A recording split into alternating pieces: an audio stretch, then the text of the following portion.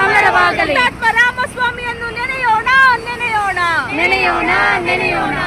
ರಾಮಸ್ವಾಮಿಗೆ ನಮ್ಮ ನಮನ ನಮ್ಮ ನಮನ ನಮ್ಮ ನಮನ ನಮ್ಮ ನಮನ. ಮೈಸೂರು ರಾಜರ ಸಂಸ್ಥಾನದ ವಿರುದ್ಧ ಸ್ವತಂತ್ರಗೋಸ್ಕರ ಹೋರಾಡಿದ ರಾಮಸ್ವಾಮಿಯ 78ನೇ ಹುತಾತ್ಮ ದಿನದ ಅಂಗವಾಗಿ ಎಐಡಿಎಒ ಯುವಜನ ಸಂಘಟನೆ ಮತ್ತು ಎಐಡಿಎಸ್ಒ ವಿದ್ಯಾರ್ಥಿ ಸಂಘಟನೆಯಿಂದ ಬಾಣಾವರದ ರಾಮಸ್ವಾಮಿ ಅವರಿಗೆ ಗೌರವ ನಮನ ಸಲ್ಲಿಸಲಾಯಿತು.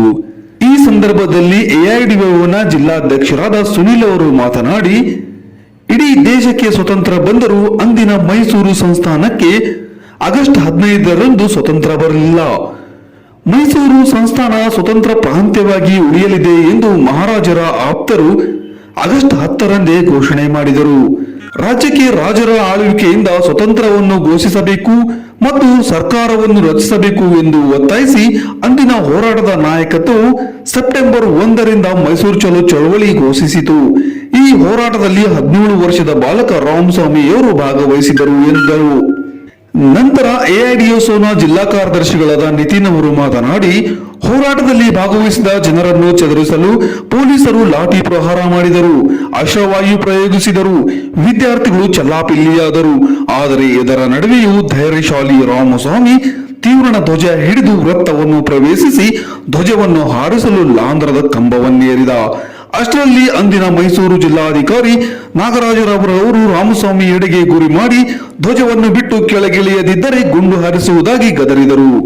ಆದರೆ ಧೈರ್ಯಗೆಡದ ಬಾಲಕ, ನಮ್ಮ ನಾಡಿನ ಸ್ವತಂತ್ರಕ್ಕಾಗಿ ನಾವೆಲ್ಲ ಹೋರಾಡುತ್ತಿರುವಾಗ ನೀವು ಇಷ್ಟು ಓದಿದವರಾಗಿ ಸಂಬಳಕ್ಕೆ ಗುಲಾಮರಾಗಬೇಡಿ, ನೀವು ನಮ್ಮೊಡನೆ ಸೇರಿಕೊಂಡು ಸ್ವತಂತ್ರಕ್ಕಾಗಿ ಹೋರಾಡಿ ಎಂದ ಆ ಅಧಿಕಾರಿ ಕೆರಳಿ ಹಿಂದಕ್ಕೆ ಸರಿಯದಿದ್ದರೆ ಸಾಯಬೇಕಾಗುತ್ತದೆ ಎಂದ.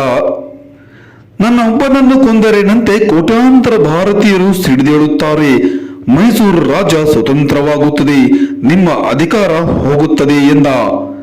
ಬಾಲಕ ತನ್ನ ಶರ್ಟು ಕಿತ್ತು ಅಧಿಕಾರಿಯೆಡೆಗೆ ತನ್ನ ಎದೆ ಚಾಚಿದನು.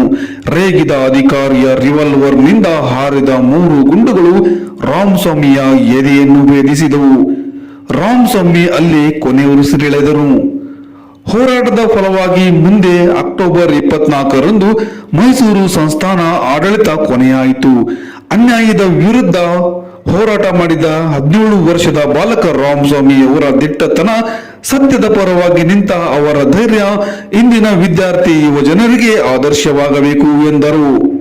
ಅನ್ಯಾಯದ ವಿರುದ್ಧ ಹೋರಾಟ ಮಾಡಿದ 17 ವರ್ಷದ ಬಾಲಕ ರಾಮಸ್ವಾಮಿಯವರ ದಿಟ್ಟತನ, ಸತ್ಯದ ಪರವಾಗಿ ನಿಂತ ಅವರ ಧೈರ್ಯ ಇಂದಿನ ವಿದ್ಯಾರ್ಥಿ ಯುವಜನರಿಗೆ ಆದರ್ಶವಾಗಬೇಕು ಎಂದು ಹೇಳಿದರು. ಸನ್ನಿವೇಶದಲ್ಲಿ ಏನು ಅವತ್ತು ಮೈಸೂರಿನ ಪ್ರಾಂತದಲ್ಲಿ ಇದ್ದಂತ ಬೇರೆ ಬೇರೆ ಸ್ವತಂತ್ರ ಹೋರಾಟಗಾರರಾಗಿರ್ಬೋದು ಅಥವಾ ನೇರವಾಗಿ ಬ್ರಿಟಿಷರ ವಿರುದ್ಧ ಹೋರಾಟ ಮಾಡದಂತವ್ರು, ಇಲ್ಲ ನಮಗೆ ರಾಜಪ್ರಭುತ್ವ ಬೇಡ, ಬದಲಾಗಿ ಇಲ್ಲಿ ಪ್ರಜಾಪ್ರಭುತ್ವ ಬೇಕು ಅಂತ ಹೇಳಿದ್ರೆ ಪ್ರಜೆಗಳ ಪ್ರಭುತ್ವ ಬೇಕು ಅಂತ ಹೇಳಿ ನಾವು ಕೂಡ ಭಾರತದ ಒಕ್ಕೂಟದ ಜೊತೆಗೆ ಸೇರ್ಬೇಕು ಅಂತ ಹೇಳಿ ಹಲವಾರು ಹೋರಾಟಗಳು ನಡೆಯಿತು. ಅದರಲ್ಲಿ ಒಂದು ಮುಖ್ಯವಾದ ಹೋರಾಟ ಅಂತ ಹೇಳಿದ್ರೆ ಮೈಸೂರು ಚಲೋ ಹೋರಾಟ. ರಾಜ್ಯದ ಎಲ್ಲಾ ಕಡೆಯಿಂದ ಕೂಡ ಜನಗಳು ಇವತ್ತು ಮೈಸೂರಿಗೆ ಬರ್ತಾರೆ, ಮೈಸೂರು ರಾಜರ ವಿರುದ್ಧ ಹೋರಾಟ ಮಾಡೋದಕ್ಕೋಸ್ಕರ. ಅಂತ ಪರಿಸ್ಥಿತಿಯಲ್ಲಿ, ಅಂತ ಟೈಮಲ್ಲಿ ಇದೇ ಸರ್ಕಲ್ ಅಲ್ಲಿ ಸುಮಾರು ಸಾವಿರಾರು ಸಂಖ್ಯೆಯಲ್ಲಿ ಜನಗಳು ಬಂದು ಸೇರಿದಾಗ ಒಬ್ಬ ಯಂಗ್ಸ್ಟರು ಹತ್ತತ್ರ ಒಂದು 15, 16, 17 ವಯಸ್ಸು ಇದ್ದಂತ ಒಬ್ಬ ಯುವಕ ಇದೇ ಪಕ್ಕದಲ್ಲಿರುವಂತಹ ಹಾರ್ಡ್ವಿಕ್ ಶಾಲೆಯಲ್ಲಿ ಓದ್ತಿದ್ದಂತ ಒಬ್ಬ ಸ್ಟೂಡೆಂಟು ಬಂದು ಇಲ್ಲೇನ್ ನಡೀತಿದೆ ಅಂತ ಕೇಳಿ ಈ ತರದ ಒಂದು ವಿಷಯಕ್ಕೋಸ್ಕರ ನಾನು ಕೂಡ ಬಂದು ಜಾಯಿನ್ ಆಗಬೇಕು ಅಂತ ಹೇಳಿ ಅವಾಗ ಏನು ಭಾರತದ ಧ್ವಜ ತಗೊಂಡು ಆ ಹೋರಾಟದಲ್ಲಿ ಜಾಯ್ನ್ ಆಗ್ತಾನೆ. ಆ ಟೈಮಲ್ಲಿ ಏನು ಅವತ್ತಿನ ಮೈಸೂರಿನ DC ಆಗಿದ್ದವ್ರು ಬಂದು ಇಲ್ಲಿ ನೀವು ಇದನ್ನು ಮಾಡಂಗಿಲ್ಲ, ವಾಪಸ್ ಹೋಗ್ಬೇಕು ಅಂತ ಹೇಳಿ ಏನು ಹೋರಾಟನ ಅವ್ರು ವಾಪಸ್ ತಗೊಳಕ್ ಹೇಳ್ತಾರೆ. ಯಾವ ಹೋರಾಟಗಾರರು ಕೂಡ ಅವತ್ತು ಅದನ್ನು ವಾಪಸ್ ತಗೊಳಕ್ ಹೋಗೋದಿಲ್ಲ. ಸೊ ಅಂತ ಟೈಮಲ್ಲಿ ಈ ಜಾಗದಲ್ಲಿ ಒಂದು ಕಂಬ ಇರುತ್ತೆ, ಆ ಕಂಬ ಹತ್ತಿ ಇವತ್ತು ಭಾರತದ ಧ್ವಜ ಹಾರಿಸ್ತೀನಿ ಅಂತ ಹೇಳಿ ಏನು ಕೇವಲ 15, 16 ವಯಸ್ಸು ಯಂಗ್ಸ್ಟರ್ಸ್ಗಳು, ಯುವಕರು, ವಿದ್ಯಾರ್ಥಿಗಳೇನ ಕಂಬ ಹತ್ತಿ ಭಾರತದ ಧ್ವಜ ಹಾರಿಸಕ್ ಹೋದಾಗ ಅವಾಗ DC ಆಗಿದ್ದವರು, ಏನು ಮೈಸೂರು ರಾಜ್ಯದ DC ಆಗಿದ್ದಂಥವ್ರು, ಇಲ್ಲ ಇದನ್ನ ನೀವು ಮಾಡಬಾರ್ದು, ಇಲ್ಲ ನಾವು ಶೂಟ್ ಮಾಡ್ತೀವಿ ಅಂತ ಹೇಳಿದಾಗ ಕೂಡ ಆ ಒಬ್ಬ 15 ವಯಸ್ಸು ಹುಡುಗ ಅವ್ನ ಶರ್ಟ್ ಬಟನ್ನ ಬಿಚ್ಚಿಬಿಟ್ಟು ನೀವು ಗುಂಡು ಹೊಡೆಯೋದಾದ್ರೆ ಗುಂಡು ಹೊಡೀರಿ ಅಂತ ಹೇಳಿ ಅವನು ಕಂಬ ಹತ್ತಿ ಬಾವುಟ ಹಾರಿಸ್ತಾನೆ. ಸೊ ಅವನು ಗುಂಡು ಹೊಡಿತಾರೆ. ಸೊ ಇದೇ ಜಾಗದಲ್ಲಿ ಅವನು ಪ್ರಾಣ ಬಿಡಬೇಕಾಗುತ್ತೆ ಸ್ನೇಹಿತರೆ. ಸೊ ಇವತ್ತು ಇಂತಹ ಪರಿಸ್ಥಿತಿಯಲ್ಲಿ ಇವತ್ತು ನಮಗೆ ಸ್ವತಂತ್ರ ಅನ್ನೋದು ಸಿಕ್ಕಿರುವಂಥದ್ದು. ಸೊ ಇದನ್ನ ನಾವು ಪ್ರತಿಯೊಬ್ಬರು ಕೂಡ ಅದನ್ನ ನೆನೆಸ್ಕೋಬೇಕು. ಜೊತೆಗೆ ಅದಕ್ಕೆ ನಾವುಗಳು ಕೂಡ ಆ ಸ್ವತಂತ್ರನ ಕಾಪಾಡಿಕೊಳ್ಳೋ ನಿಟ್ಟಿನಲ್ಲಿ ಜೊತೆಗೆ ಇವತ್ತು ಇಂಥ ಪರಿಸ್ಥಿತಿಯಲ್ಲಿ ಇವತ್ತು ಅನೇಕ ಸಮಸ್ಯೆಗಳಿದಾವೆ. ಅದು ಸಾಮಾಜಿಕ ಸಮಸ್ಯೆಗಳಾಗಿರ್ಬೋದು, ಅದು ಇವತ್ತು ನಿರುದ್ಯೋಗ ಸಮಸ್ಯೆ ಆಗಿರ್ಬೋದು, ಅಥವಾ ಶಿಕ್ಷಣದ ವ್ಯಾಪಾರೀಕರಣ ಆಗಿರ್ಬೋದು. ಈ ರೀತಿಯ ಸಮಸ್ಯೆಗಳ ವಿರುದ್ಧ ಹೋರಾಟ ಮಾಡೋದಕ್ಕೆ, ಇವತ್ತು ಸಮಾಜದಲ್ಲಿ ಒಂದು ಮೂಲಭೂತ ಬದಲಾವಣೆ ತರೋದಕ್ಕೆ ರಾಮಸ್ವಾಮಿ ಅನ್ನೋ ಒಂದು ಆದರ್ಶ ಇವತ್ತು ಎಲ್ಲ ವಿದ್ಯಾರ್ಥಿಗಳಿಗೆ, ಯುವಕರಿಗೆ ಬೇಕಾಗುತ್ತೆ. ಸೊ ಅಂತ ಒಂದು ದಿಕ್ಕಲ್ಲಿ ನಾವುಗಳು ಕೂಡ ವಿದ್ಯಾರ್ಥಿಗಳು ನಡಿಬೇಕು ಅಂತೇಳಿ ನನ್ಗನ್ಸುತ್ತೆ ಸ್ನೇಹಿತರೆ.